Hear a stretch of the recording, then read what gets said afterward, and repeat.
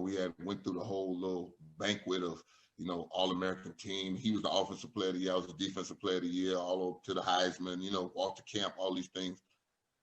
And my brother won the Heisman that night, and he pulled out a little joint. And me and him hit it together, and I put it down. I said, that's it, dog. I got to go to the combine.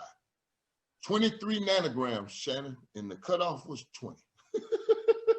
That's my life story in a nutshell right there. One silly night, one bad mistake. It wasn't about the interviews, because what were you going to say to me?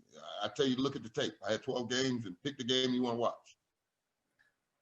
At 6'2", 312 pounds, you ran a 4.69. Did you think going into the combine that you were going to be the number one pick in the draft? 2, Jacksonville. I didn't want to go to Carolina. Wasn't nothing about me, Carolina. Ain't number of prisons and pig farms in North Carolina. That's what I heard. In colleges, in a bunch of colleges. I give them that. But Carolina wasn't the spot for me. I wanted to go to Jacksonville. I'd be in the state of Florida, have a chance to play in front of my home state, my home mom, get to drive up, drive back. Right. That old thing. You want to be home. It's country boys. We like being right. When you look at it, Kajana Carter ends up going first overall to the Bengals. Steve McNair's third to Houston. And then there's a run on defensive linemen: Kevin Carter, Mike Mamula, Derek Alexander. What you're sitting in at home, and so what's going through your mind? No, I'm at the draft. I'm in the draft. Oh, you're right. You at the room. I was the first Aaron Rodgers, buddy. 2 hours and 45 minutes, baby. They did your boy wrong up in there. I'm gonna tell you like this here. I looked up, and when Kevin Carter went 6 after Kerry Collins went 5th, I looked at the list. I said, okay, Kajana Carter had 1,800 yards.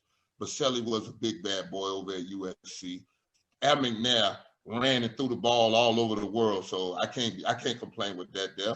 4 was Michael Westbrook. That was the mistake by the Washington football team. We won't call them what they was at the time. You know what I'm saying? Okay. We're going to be politically correct. You know what I'm saying? We're going to stop it right there. And I was just looking at the list. So I leaned over to my mama when we got to Mr. Brady and the Jets screaming, "We want Sapp," because that was when the building was about to come loose right then.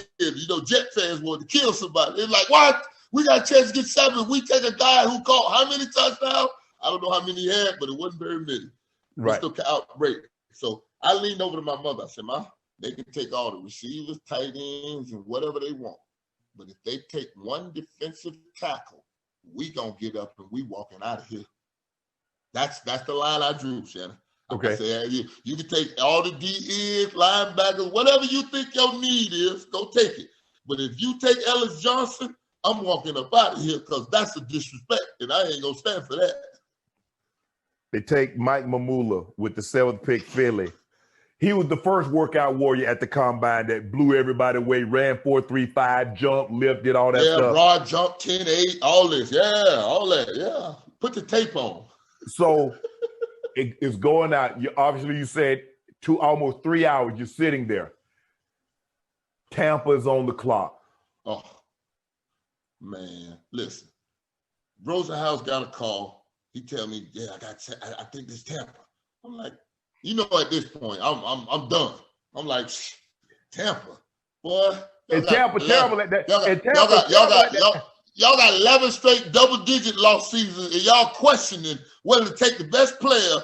It ain't even on the board. In the whole damn draft that's left right now. You kidding me? You couldn't trade away 3 picks right now for me, boy. And one was Denny Green was sitting right there and told the people the night before, the only person worthy to move up in this draft, the draft, is Warren Sapp. He took Derek Alexander. I took that one personally. God bless your soul, Denny. I won't talk bad about you today. So I told him, I get on the phone. Sam White's like, we thinking about taking you. I was like, "Drew, get this phone." I'm like, "Drew, just get this phone, man. I don't care anymore. I don't care anymore right now. I want out of here right now." I wasn't even planning on going to the draft. I was going to be at home, a country boy in the backyard with the barbecue. They done gave me the whole top floor of the Marriott Marquis, laid me out. I got a room with a hot tub and everything in it. I ain't never had nothing like that. Looking out over New York, they did me bad, though. You get drafted by the Bucks. You go into Tampa, 12, like you mentioned, they had at least a decade of double-digit losing seasons. Yeah, so I like the creamsicle uniform because you got it. They had the creamsicle. They didn't have the new one. The creamsicle real nice. I made a deal. I traded Hardy Nicholson one year at the Pro Bowl. I got one of them creamsicle helmets. I get you a 9-9.